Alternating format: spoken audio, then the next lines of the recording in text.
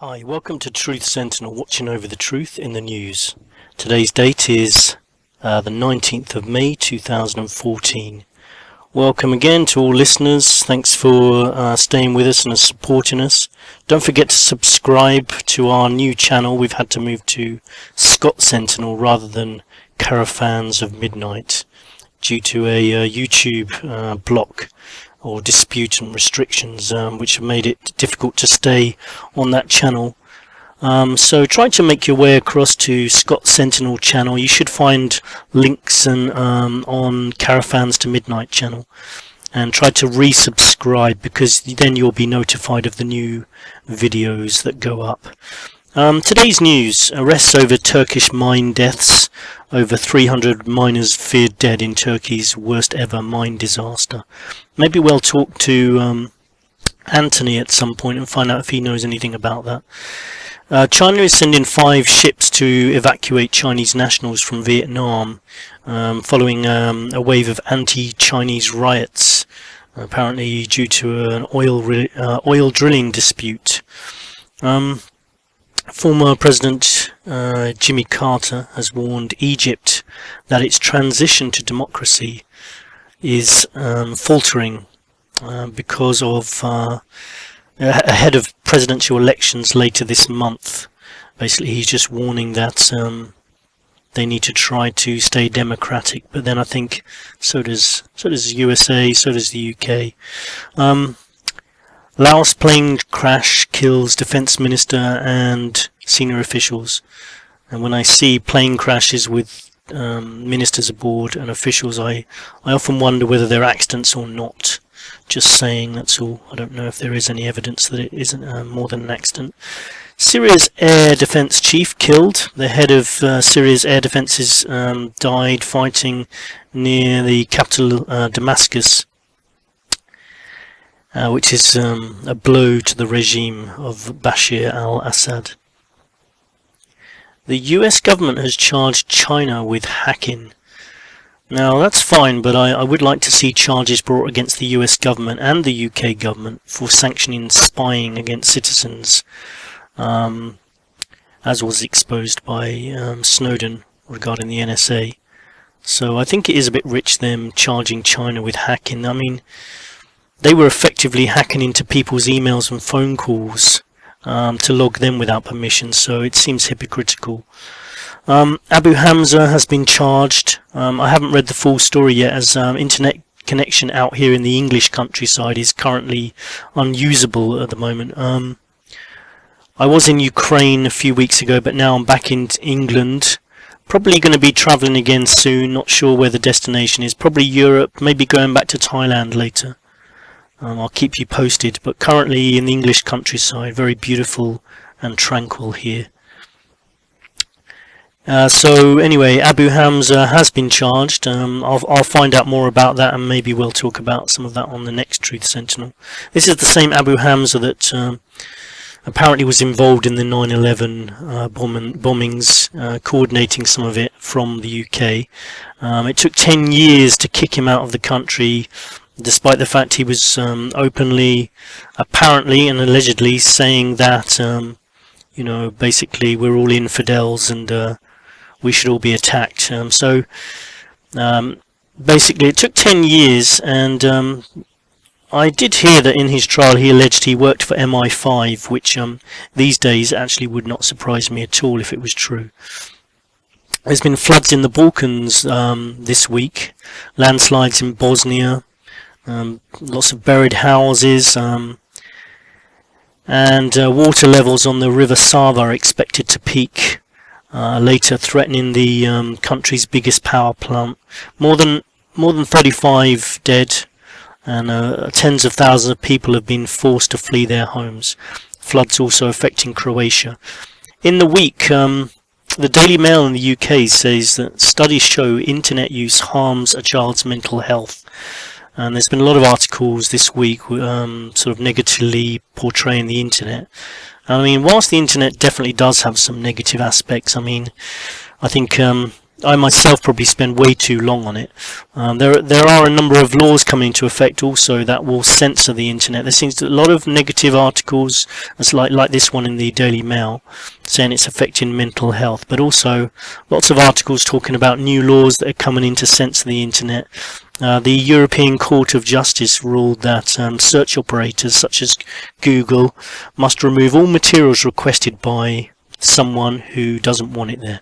Now, of course, that could be useful if there is something malicious or incorrect, but it hasn't been stipulated as to who it applies to. I mean, does it apply to truthful, factual information about injustices or cover-ups, for example? And if someone doesn't want that information on the internet, they could just request that it's taken away.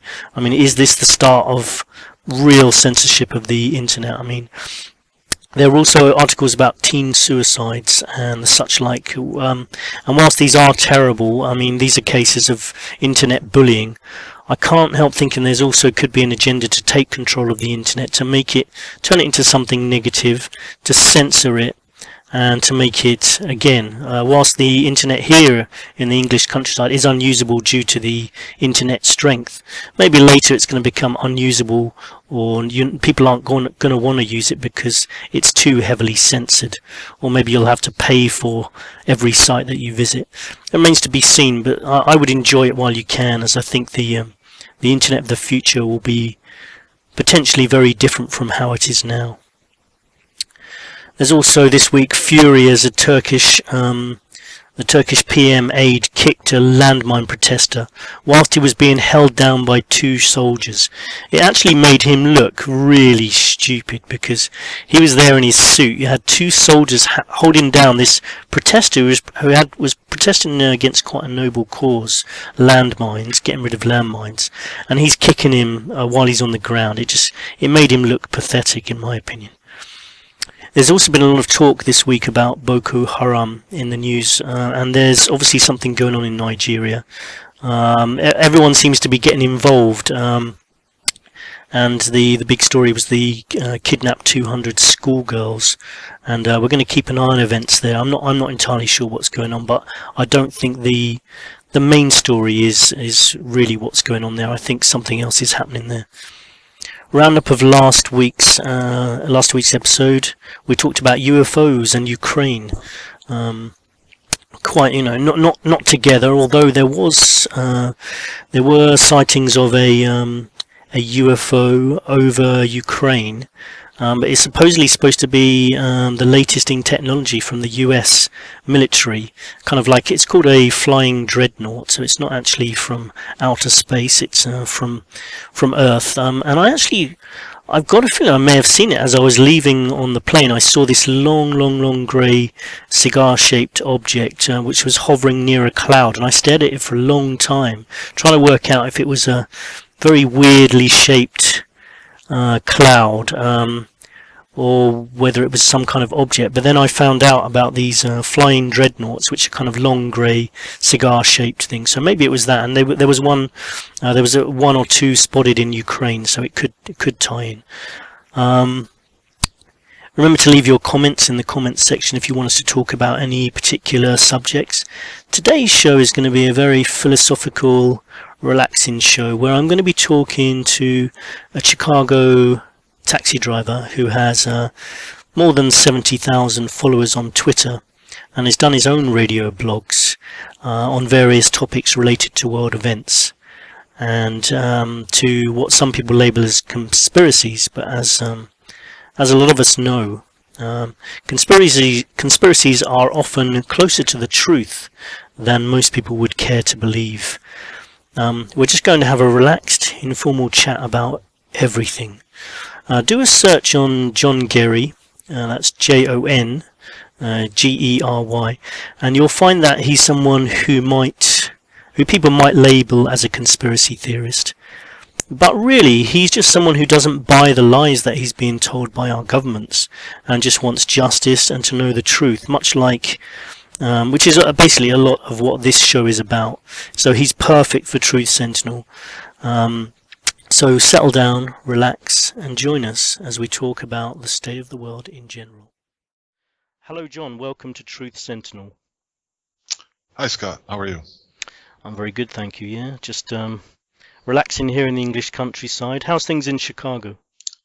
Good. I wanted to first of all thank you for this interview, and I think it's something that I'm actually kind of surprised that it hasn't happened sooner. That someone searched me out. Yeah, I have searched out some others, and it's fun to get together and have a deeper conversation about some things that are happening. And I think we are in a state where it's time to definitely start talking about more serious topics.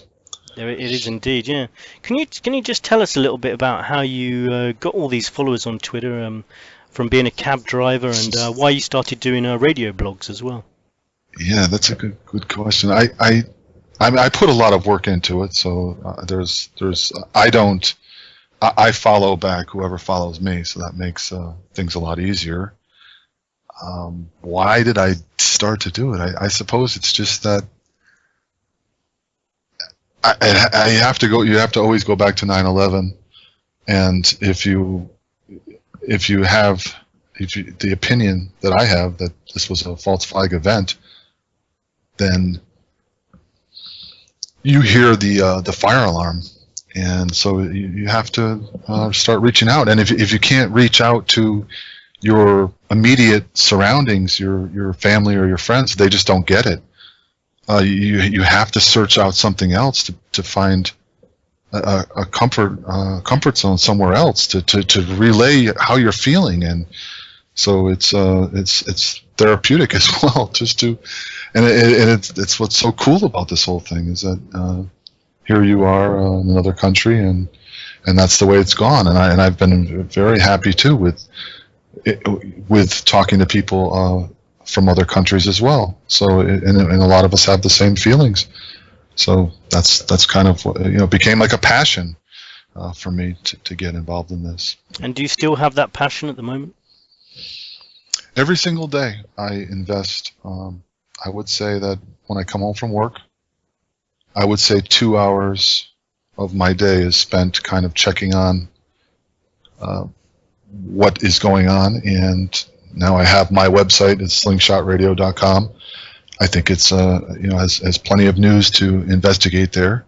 So I go there. I check out the stories. I tweet probably at least 10 things per day that I think are pretty important. And it's things that you can hopefully that you can later on. I go for a walk. I put the headphones on, and I'm listening to something and educating myself while I'm getting some physical activity. I think that's healthy to do. And so I usually try to find something. I hope that there's something on there for someone else to learn about something. Yeah, I've been trying to do some physical activity lately as well, but it's a lot easier to talk about and think about than to actually do. Yeah, and that's actually a problem, because we're all.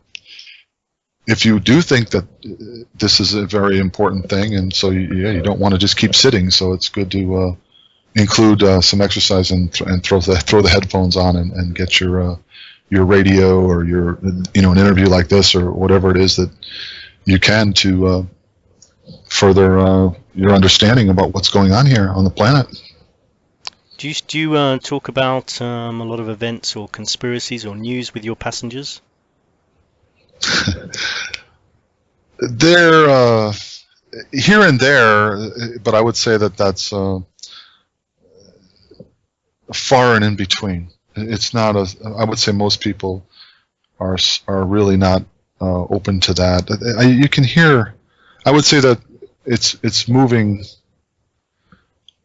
People have said some surprising things to me even today. So I guess I don't bring it up. So no, I would say that for the most part, there have been some conversations along those lines, but they're few and far between. Have you had any particularly interesting people in your cab that have revealed any information to you? This morning, someone mentioned something to the effect of the government is intruding into more of our lives, and into healthcare and into she's a school teacher, and they're into the school system now. So, I mentioned something else, and I actually mentioned about how I saw the United States Department of Agriculture had acquired munitions, and I think alarming. Well, I think they 30 round guns or something, some submachine gun type thing, or whatever. I don't know. It just whatever. It was alarming once again. And why is the United States Department of Agriculture employees have to have this weaponry? And this has been a trend throughout the government. So why are they arming themselves? And the thing that I'm thinking is that they're anticipating some type of collapse or in a big event. So, do you think it could be like a financial collapse, or there could be some calamity coming they know about, or something else? I'm sure that they know. Whoever is at the top of this pyramid knows. All the world is a stage. I think that they know exactly, probably the time sequence about when the shit hits the fan, and so someone or some group knows what's going to happen. But I would say no one, for the most part, all those government employees, for the most part, don't know what's going to happen. Do you think it seems like more and more people are becoming interested in sort of cover-ups and conspiracies? Why do you think that is? I mean, have you found that as well? Why do you think people are sort of starting to disbelieve the official line these days? I hope that's the case.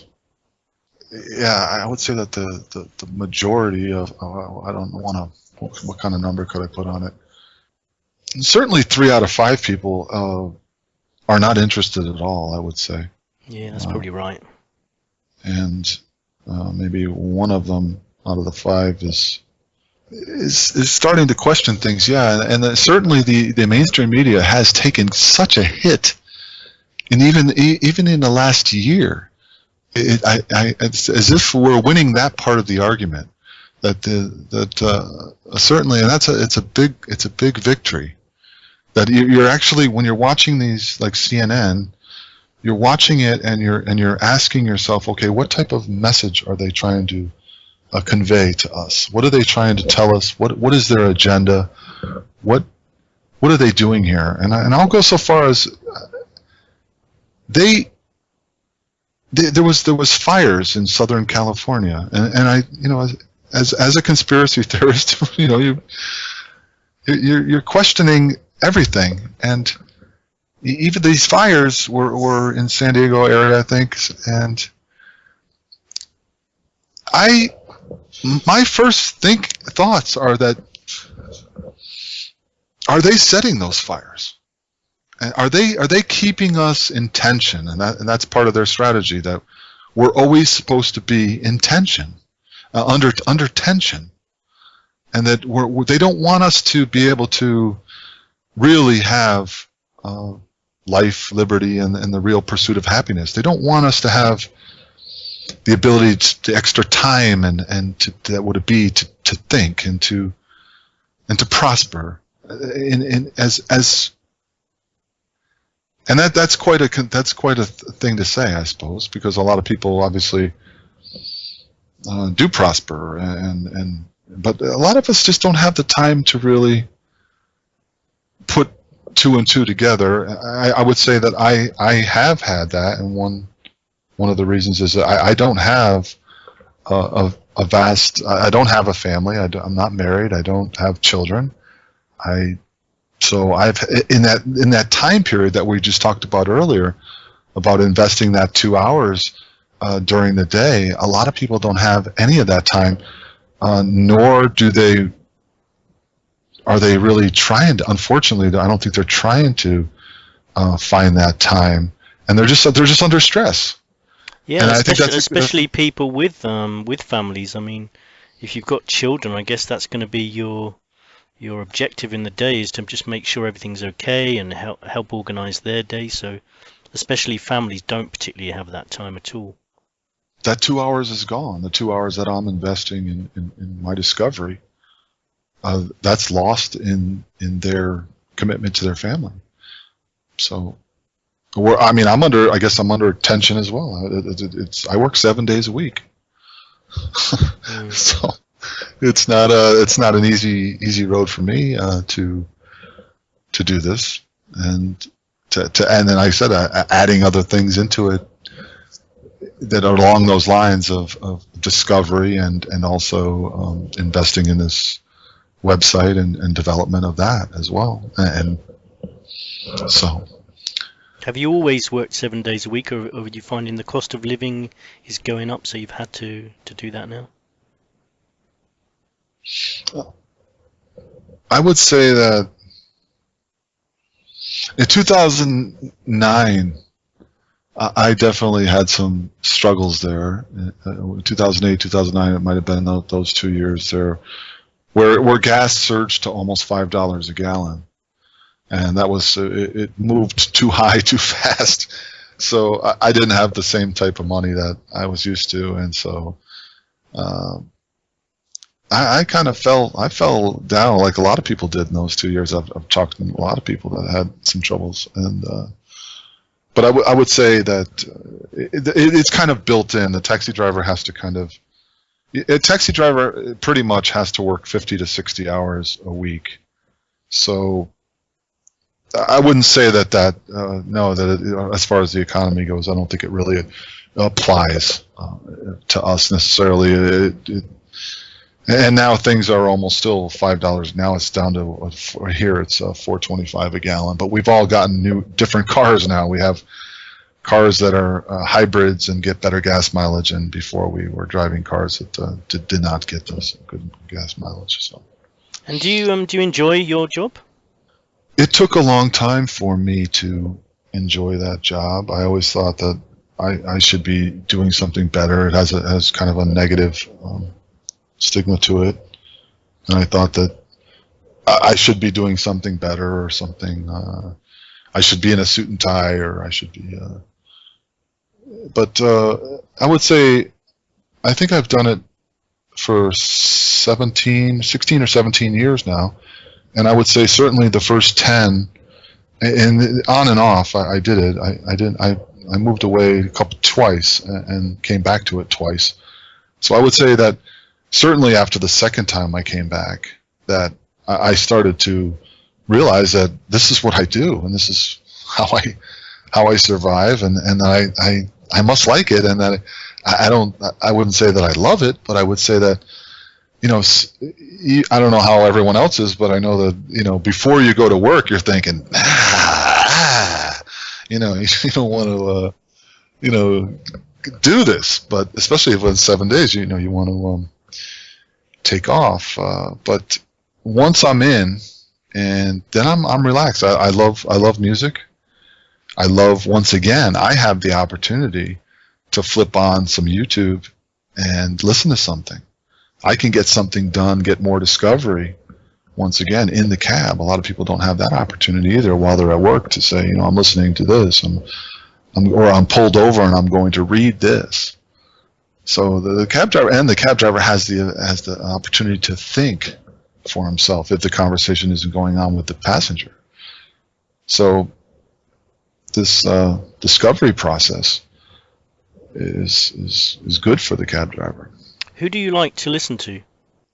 Who do I like to listen to? It changes all the time, but lately I've been gone back to Alex Jones, and I like some of his humor, and I like some of his talking points. I think he gets it done. I don't think he doesn't nail it, and the reason he can't nail it is because it would upset too many people. And so he kind of gives you, he takes you 80% there, which is pretty far, and he hits it pretty good. I've listened to Michael Rivero Recently, I've listened to who else? Even the Celtic Rebel, Oracle Broadcasting. At one time, I enjoyed listening to those guys. They kind of push the envelope even farther.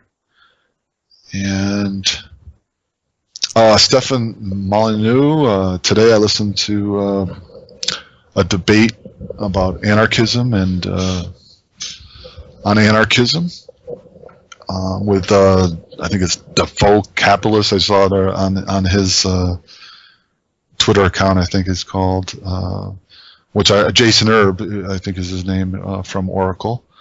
And so, I have all sorts of on my website, for radio to go to and listen to. I guess when you set up, sometimes it'll say what to watch on your YouTube, and it kind of sets you up, and it is right. It's programmed to suddenly know what you want, and then usually there is something there that I kind of like. So that's even though they kind of got you labeled, so is it. So be it. Yeah, I agree. I mean, there's lots of shows out there. I like listening to Alex Jones as well. I mean, I don't tend to listen to him late at night because I quite like listening to a show that's sort of someone with a relaxing voice, and then I can sort of drift off to sleep. But with Alex Jones, you can't always do that. But I do think, he's very passionate, and I think he definitely believes in what he's saying, and and he's always done his research and talking about current events. So it's always good listening to him as well. Yeah, he pushes the Christian. He appeals to the Christian right conservative crowd, and so that's religion isn't really my thing. So, but I think he knows how to. I mean, some people say that he's like a working for the New World Order, but I just don't. I don't really buy into that angle. Yeah. No, I don't see how. Number one, how he's a good actor if that's true, and what benefit would it be? I mean, no, I don't buy that either. Yeah, he punches too many holes in their argument, so into their message, into their plan. I think so. Yeah, and if he is, it doesn't seem like a very good strategy. Yeah, unless it is to create more tension or to get us angry or something, and to try to get us to do something, or to create some type of civil war type of thing. That's the only thing I could think of with that. Like I said, I'll give you just something that I heard him say the other day, which I love. He says something to the effect of, you think you're free, and you're not. And then he's used the phrase, what is this system? It's too high tech for you to figure out. What is 9/11? You can't figure that out. What happened there? That's too high tech for you. So that's a phrase I'll be using when I'm running around. That I have to tell people what's at this point. It's been quite a development process, because when I first started talking to people, I kind of felt like maybe I was wrong, but no. When you really start to get into it, you find out that the other person hasn't really made the investment that you've made.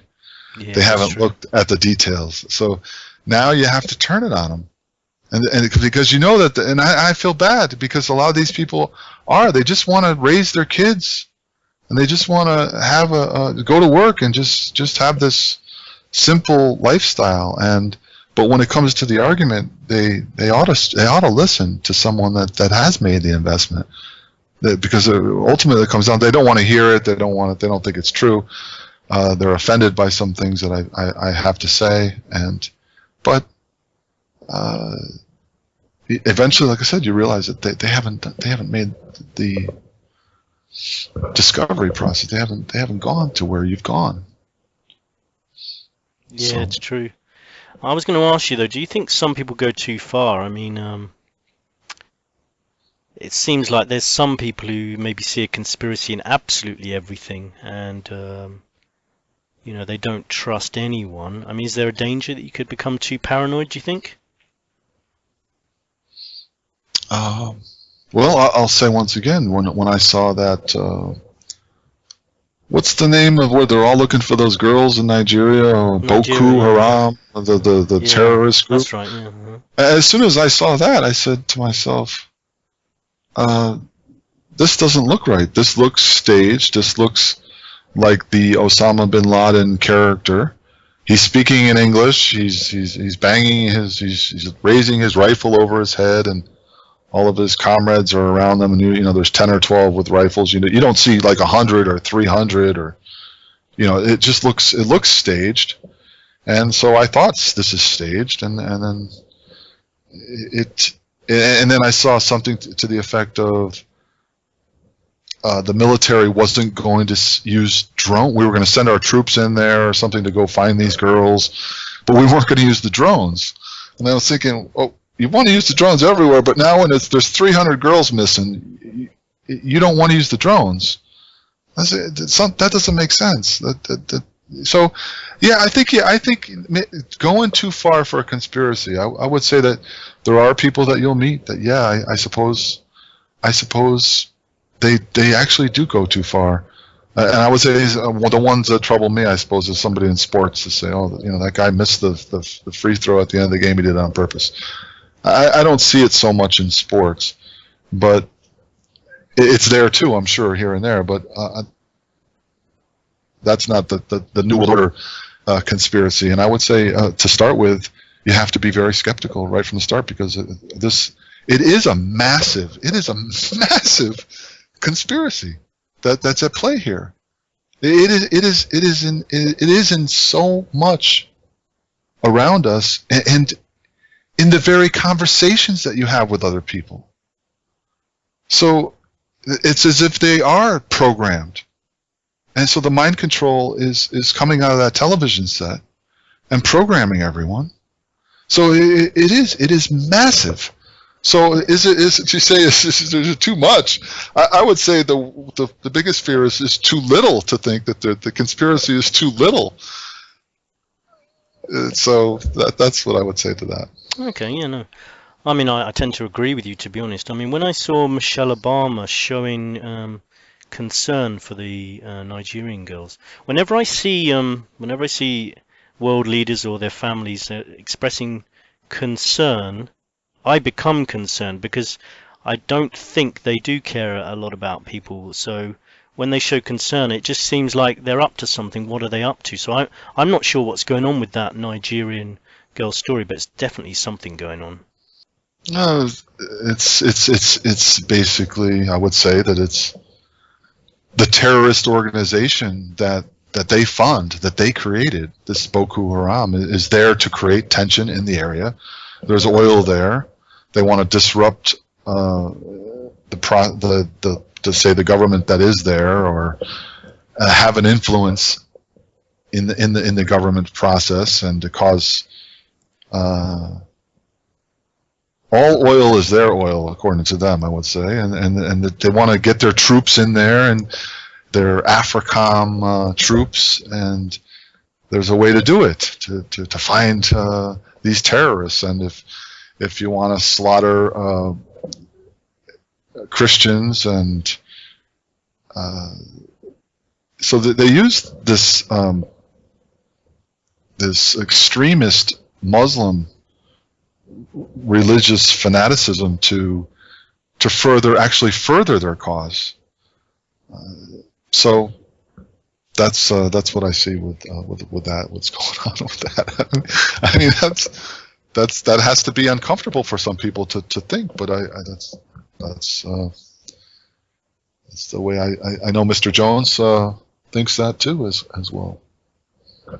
Yeah, did you see that speech with Obama when he came back from Malaysia and he was joking about he had a lot of jokes about and it actually did shock me because he was joking about MH370 and making jokes about missing people making their way to chairs and stuff. He'd just come back from Malaysia. I mean, there's 239 missing people on that plane, presumed dead, so you would think it's a bit insensitive to joke about that. And he was joking about the NSA, and he was joking about Putin's chest and Obamacare and stuff like that. I mean, did you see that, and what did you think about that? I didn't see that. No, I don't know what is MH370. MH370 was the missing Malaysian plane that disappeared a couple of months ago and hasn't been seen since. Once again, I mean, I saw it, and my first thoughts at first I didn't even want to pay attention to it when I first saw it. I said to myself, I don't even want to look at this. I was like, this doesn't make any right away. I don't need one more thing on my plate. I thought to myself, this is just absurd, and I didn't, and then as it kept going on, I rarely even turn that television on. All of a sudden I'm doing my laundry somewhere and I look and there's the television. I'm watching this plane. I'm thinking, no, something's not right here. And I kept thinking, wow, they're still talking about that plane. They can't find it. That just doesn't make any sense. So I would say conspiracy alarms once again off the charts. Absolutely, yeah. I mean, and do you think we'll ever find the truth out about some of these conspiracies, like that plane and 9/11 and some of the other big events that have people brand conspiracy theories? It just seems like everyone's searching for the truth, but are we ever going to find out the complete answers to any of these things? As far as 9/11 goes, there's basically no doubt about it. There's no doubt about what happened. The evidence is overwhelming, and anyone that did any type of research at all would come to that conclusion. There's just an abundance of evidence. So it just takes someone to look at it. There's no other any type of you'd have to be insane not to see it. So and I just know that there's people that haven't looked at it, so that they can't. So from that one, I suppose, is that one. It has so much evidence that it's hard not to. It would be very, very difficult, I would assume. There is a lot of evidence that something's up. That's a bit of an understatement, but just the finer details, like the Pentagon. When people said there was no plane that hit the Pentagon, I thought, well, why would they need to pretend a plane had hit the Pentagon? And then, the other day I saw a video where it shows the explosion, and there was no sign of any plane at all. And then if you think about it, it would be extremely hard to fly a plane that low. A lot of pilots have said, a lot of professional pilots said it would be impossible at that speed to fly that low and hit there. And that they had some lampposts, some lights that were supposedly knocked down by the wings, and someone else said if it had hit the wings, that it would have just tumbled and there would be wreckage everywhere. So it's just very odd, it's really hard to work out why, I've heard it was possibly a missile, but why did they have to pretend it was a plane? What happened to the plane? There's just so many questions, and I think a lot of people don't. And I'm one of them. I don't like having so many unanswered questions. I want to know exactly what happened, and it's quite perplexing, I think, sometimes with these things to try to. You want somebody to come along with all the answers, but it seems like everyone comes along with bits of the answers and certain ideas. Do you feel the same?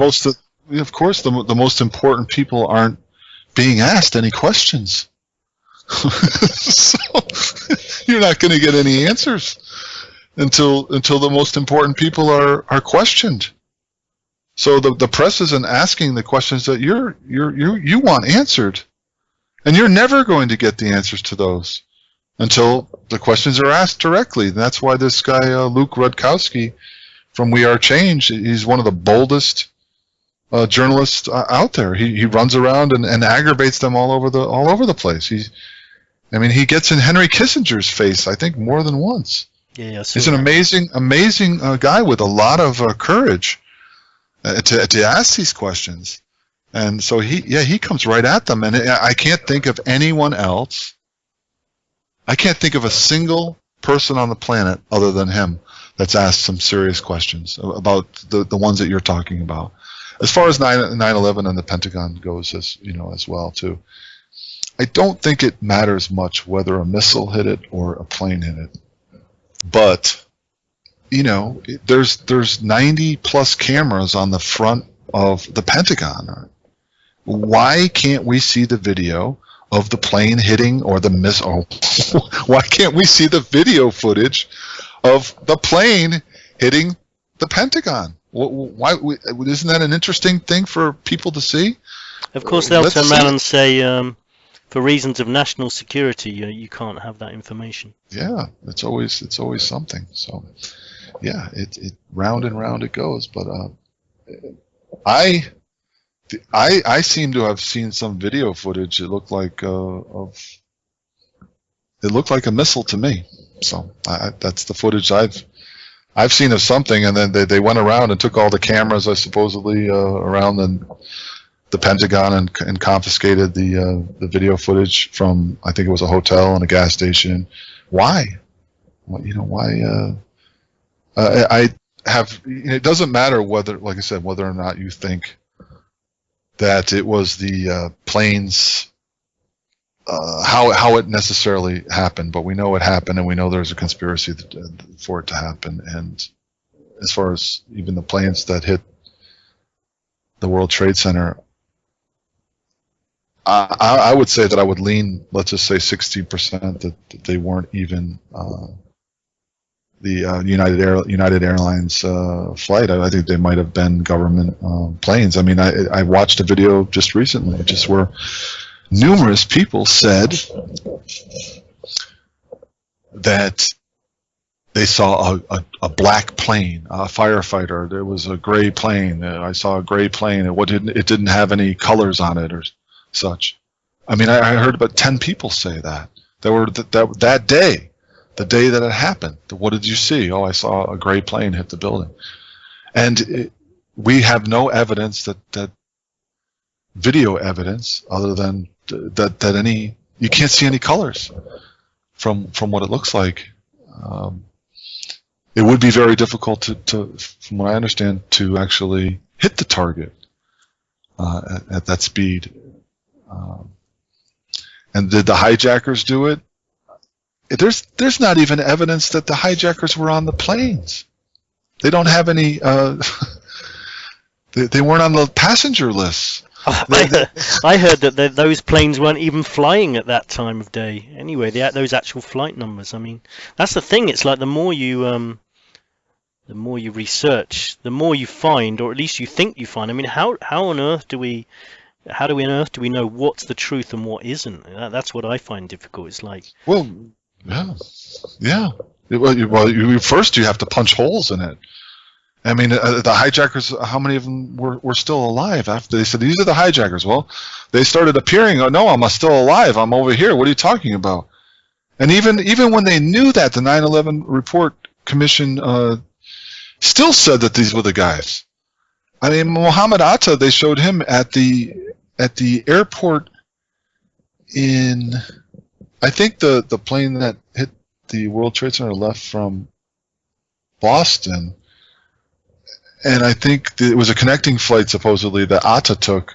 And they showed a picture of him at the airport, but taking the connecting flight. They never showed him boarding through security in Boston.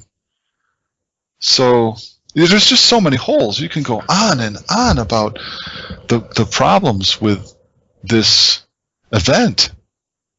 I know it sounded like you've done your homework as well, just by what you said about the light pole that was knocked down. I mean, you start looking around. You say, I remember them talking about the light pole being knocked down over by near the Pentagon, and there was a cab driver too, and some of it becomes very foggy as time goes on. You kind of start to forget all of the things that you've learned about it. But yeah, there's just that event is filled with questions.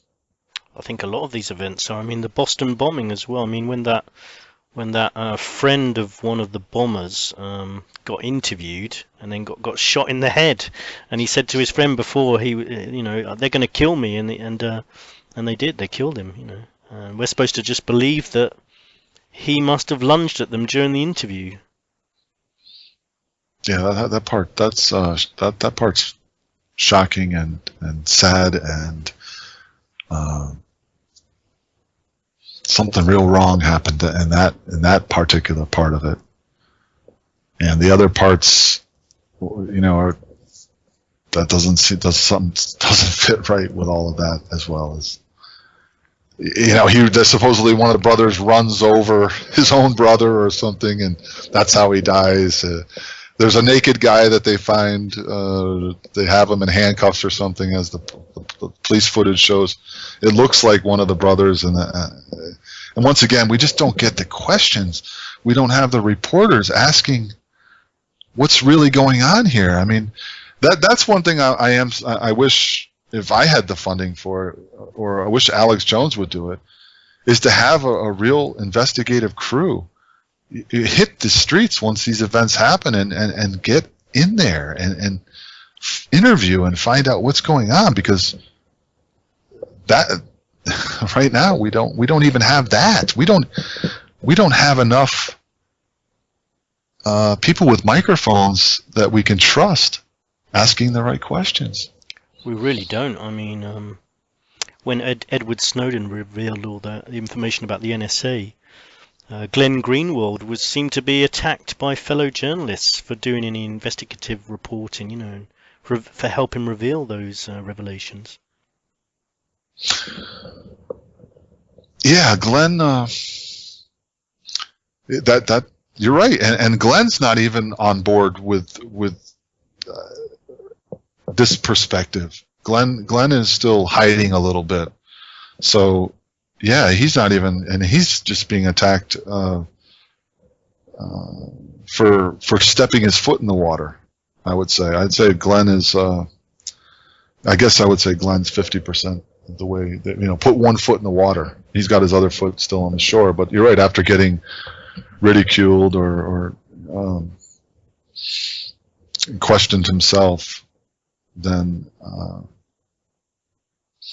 maybe he's turning. Maybe he'll put the other foot in the water. I'm still not. Mr. Greenwald is not an article that I would say I really want to see. I would say that he's interested, I guess, in what Snowden has to say through him. But other than that, I'm not a big fan of Mr. Greenwald. He's not going to get it done.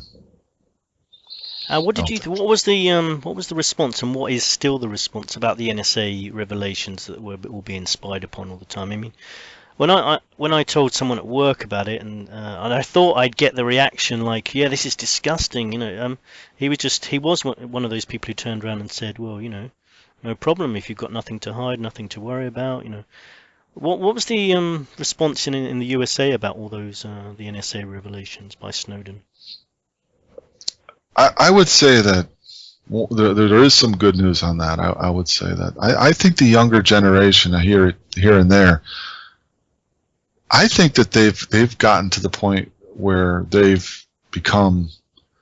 I've gotten to the point where I actually think that they're actually starting to mock Obama.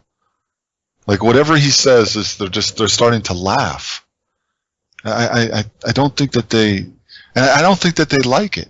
And I don't think that a lot of them even still understand what happened on 9/11. So I think it all starts there. You can't get your big surveillance society without 9/11. So that's obviously why they pushed that, and then they wanted to push into their war as well, into all their wars in the Middle East as well. So there's probably more than a few objectives about why that event happened.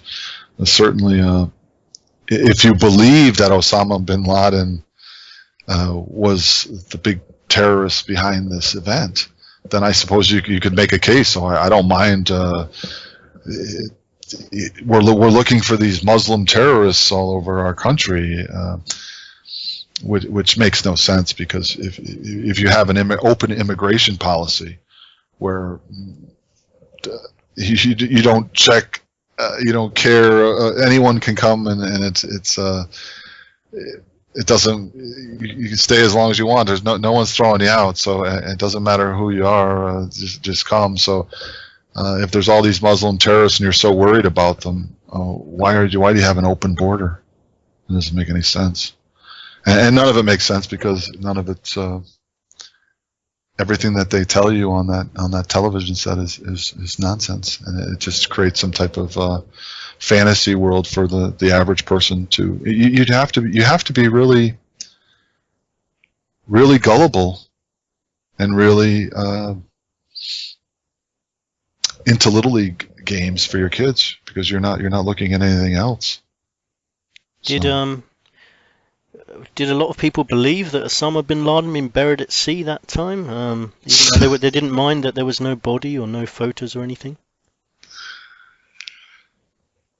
I think people really have to start. Yeah, they need some photos, right? They need to really get some hard evidence about what happened. You can't just turn on CNN and they're going to tell you, but there's missing links all over the place, and then they'll tell you, oh, they don't want to show any pictures because it's going to offend someone. Well, it was pretty offensive if according to their story, that Osama bin Laden did this event. I think they owe it to the world. They owe it to, at this point, we need to really know what's going on, and the only way we can know is, we're big boys and girls now. Let's get these pictures and videos, and that's what we have to see. Most people probably, I would say, once again, 60% of the people probably trust this ridiculous television set and what it has to say. Yeah, that's true. Unfortunately, it's so. But there's another, say, certainly 20% of us want to see the pictures, and we don't. We're done. We're just shaking our head, thinking, you got to do better than that. It's the storylines of some of these things. It is sad that the 60% are actually so childish, so childlike, so accepting, so just absurd. It's to accept that storyline. Once again, it has questions, and they're not being answered. So over and over.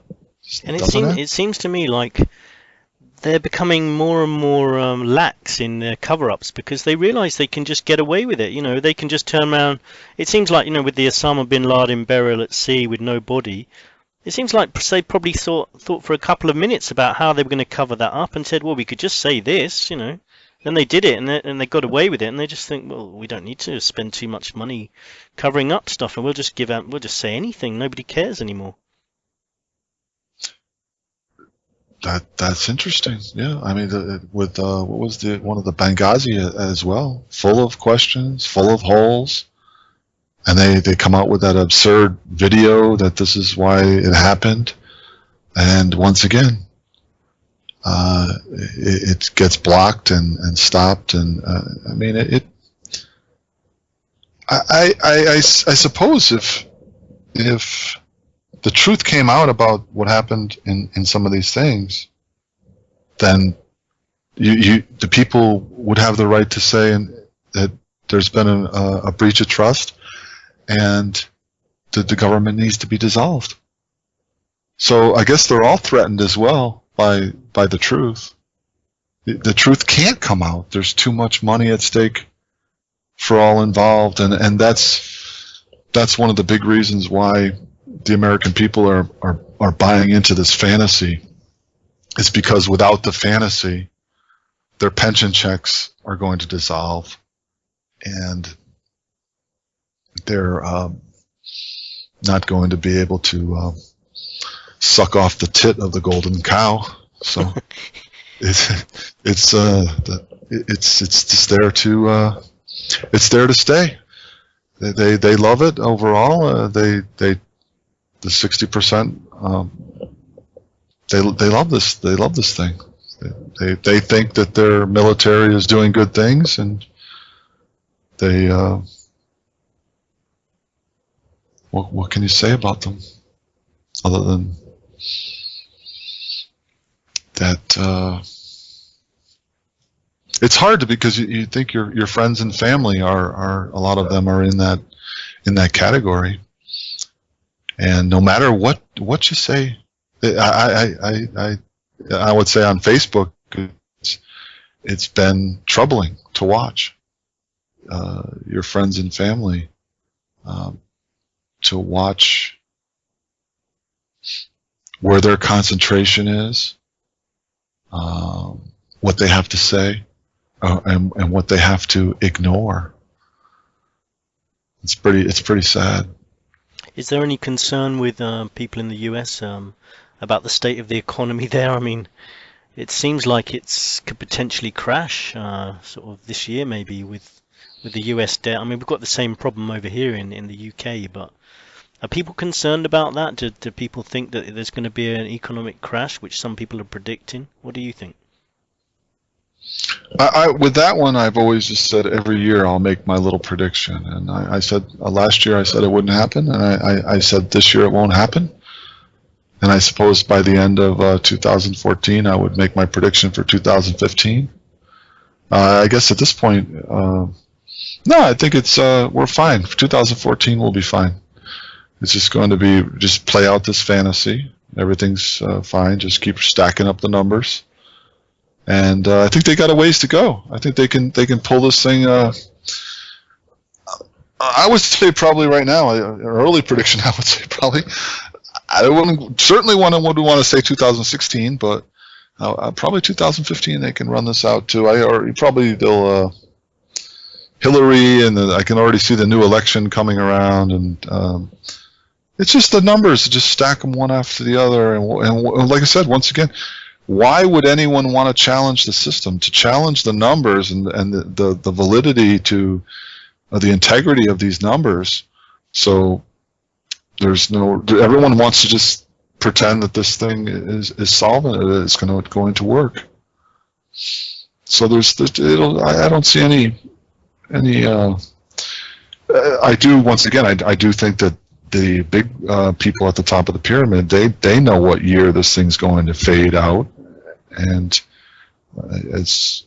Alan Watt would be another person that I respect listening to. I used to listen to a lot of his radio, and he took a long break as well, it seems. I haven't been back to his site much lately, but he really pushes that this world is a stage, and I agree with him. I actually think Alan Watt too is one of the a real interesting, intelligent person to listen to.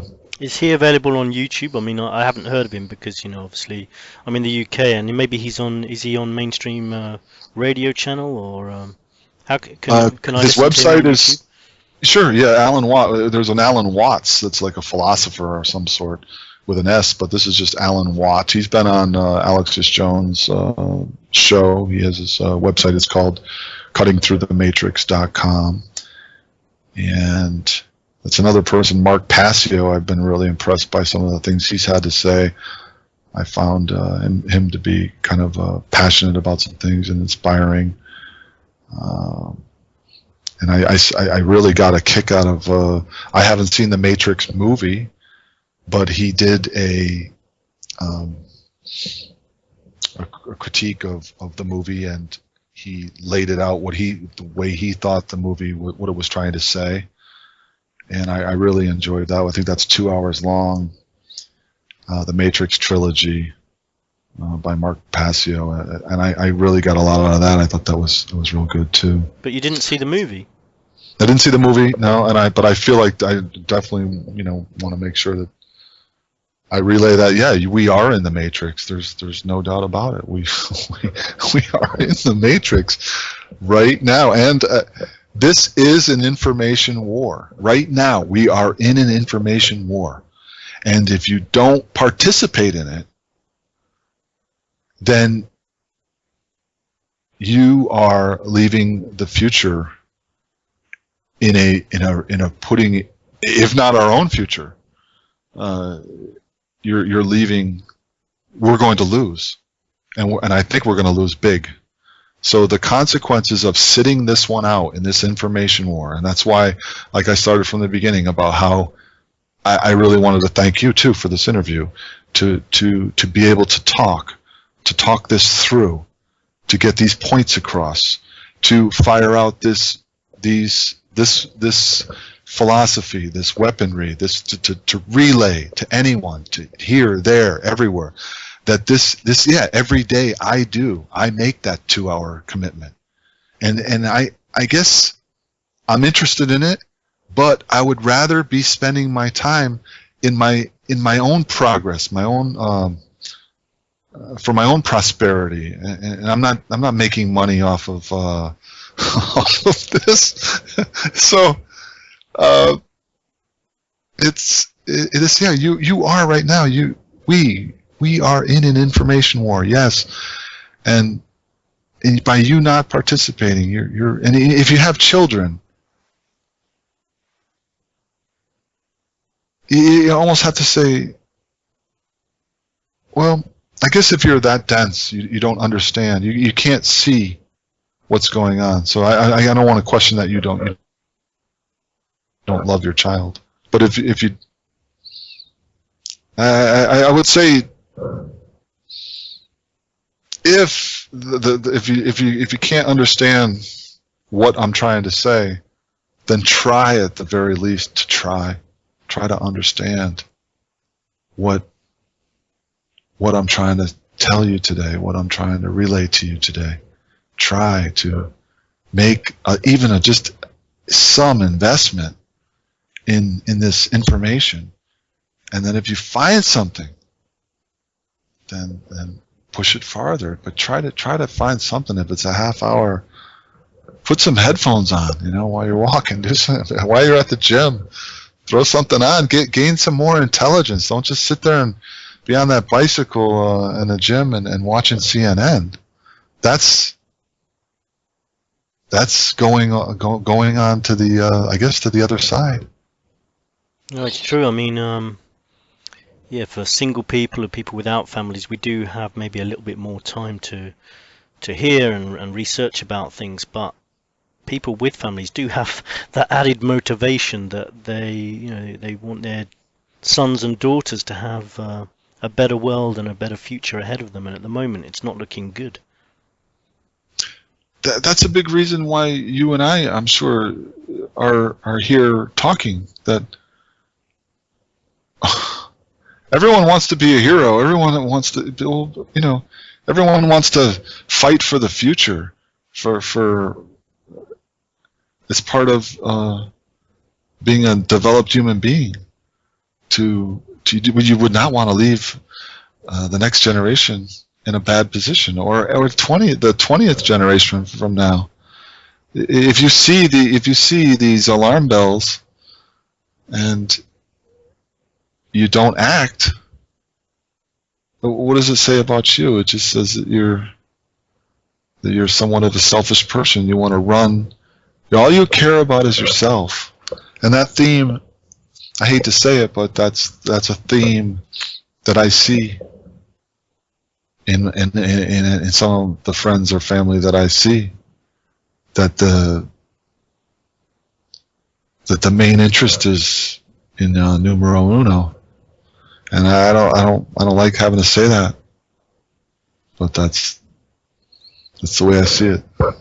Do you ever feel like sort of looking after yourself and escaping from society, finding a safe place to hide out, for the rest of your life, maybe? That's a great question, and and that one,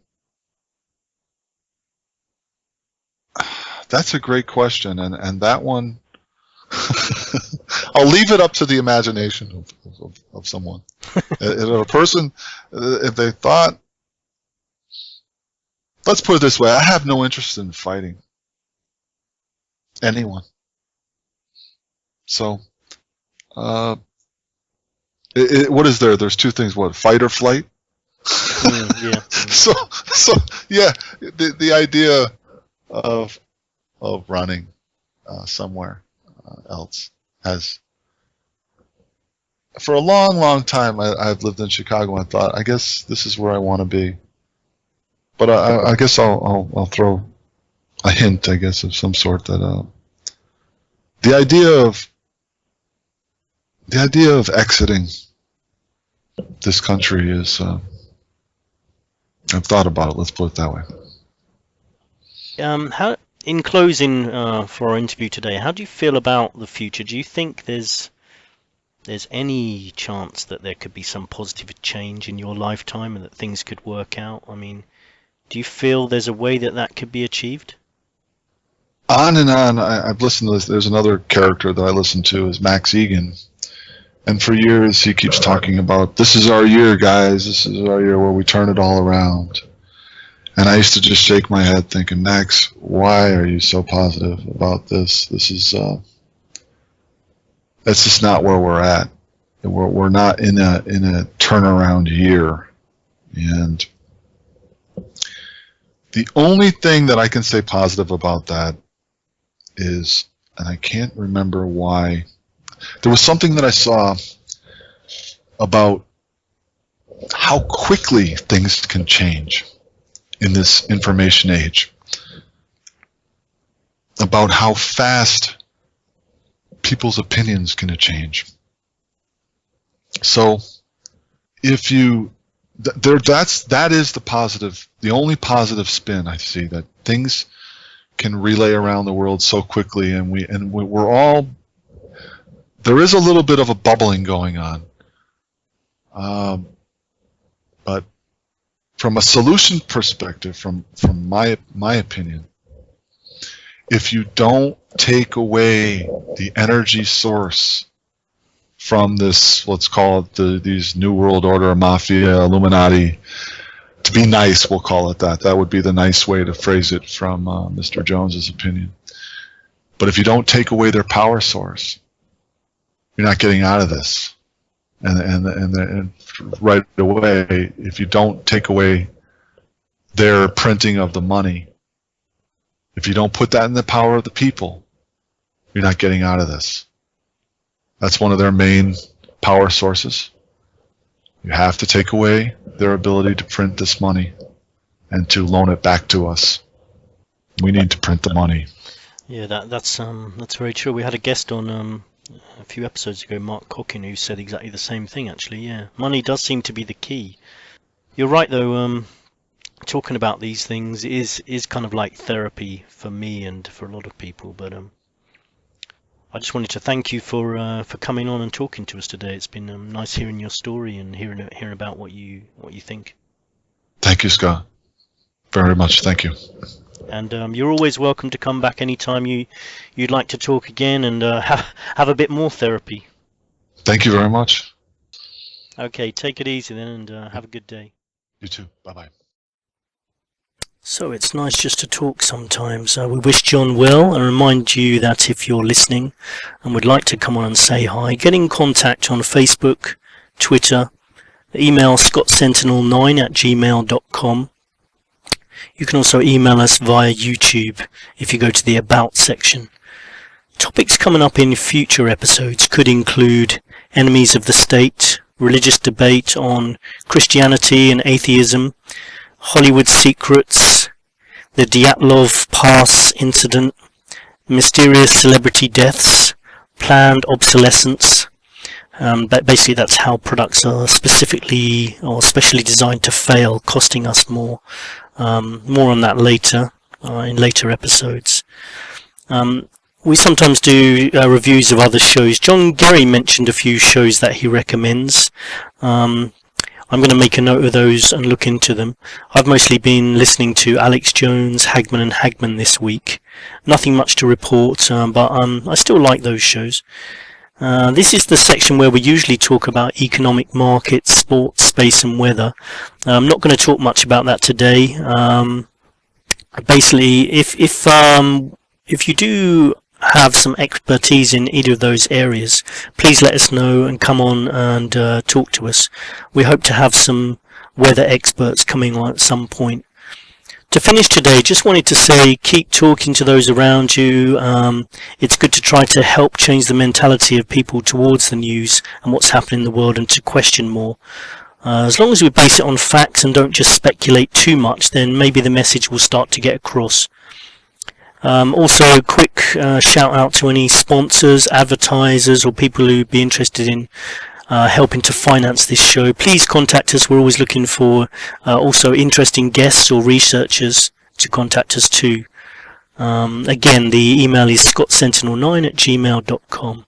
I hope you all have a good week. Thanks for listening. Catch you later. Goodbye.